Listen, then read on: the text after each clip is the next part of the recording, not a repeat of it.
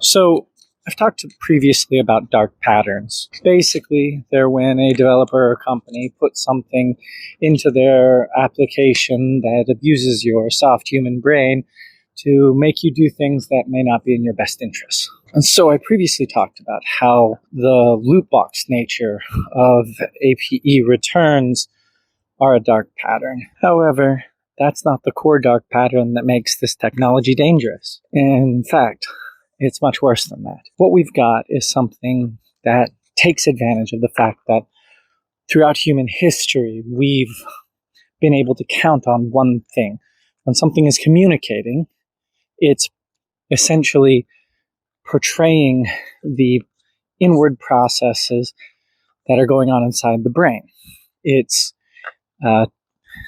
impossible until this point for something to reliably create language or art without having done that internal processing. Naturally, when we see that input mapping to an output that comes in the form that we're used to as methods of communication, it's easy for us to assume that this is sort of a mapping over internal processes, thoughts like we normally have, the ways that we make communication happen and process communication from others. The thing is, that's not what's happening here. Not at all. Instead, it's just relying on a static map of probabilistic relationships between token types, mapping through those with a combination of probabilities and a random number generator, outputting tokens of the output type. There's no thought going on, there's no processing, there's no cognition, there's no understanding. It's piggybacking off of the output that we will give, that we will communicate based on our own inner cognition. It's essentially shortcutting the whole process of thought. So ultimately, it's just a choose-your-own-adventure story played with dice. Given that understanding, you can see that there's no actual thought going on. It doesn't comprehend any of these things.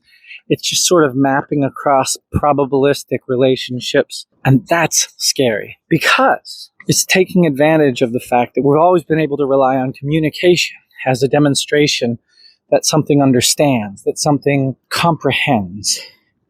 That makes it so that we can use that metric to sort of interact with things on the same level, that we understand and it understands. And we can assume that there can be some reliable outcome expected from that. And so there's the crux of the issue. When we can't rely on that understanding, we can't really depend upon the outputs being related in any particular way. We can't talk about don't do this, don't do that. We can't expect behaviors because those would require understanding what this or that means. It requires a conceptual basis. It requires that level of processing that it just doesn't have. We can't give it complex or interesting commands and expect a reliable result. We have to give very basic one-to-one in ways that we would give something that can't think, that can't understand. Because the moment you introduce higher concepts, you're going to get less and less reliable results because it can't comprehend what those higher concepts mean on a very basic level. You can't say, don't lie to me. It doesn't know what lying is. It doesn't know what it's outputting. It has no comprehension of truth or fiction, failure or success. It doesn't understand any of these things. So whenever you tell it that, you messed this up, you lied, you did this or that, you're just bouncing off a wall and hoping the probabilistic change that could be expected from saying that to a human being would match you to better results in the future. You haven't really introduced any new information, and it was that original mapping that failed. You're basically just rerunning the same thing and expecting different results which with a probabilistic machine, you'll get sometimes, and it may be even what you were looking for. But it isn't because you told it not to lie. It isn't because you told it messed up.